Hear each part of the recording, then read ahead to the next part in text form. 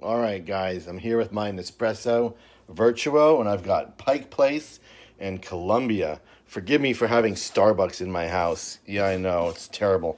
Friends don't let friends drink Starbucks.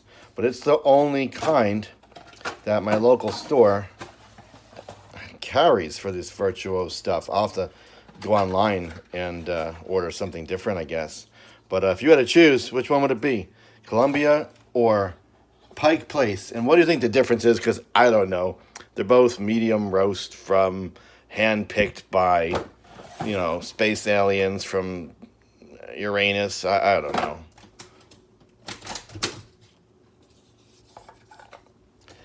It's coffee. That's all I know. I almost missed my cup.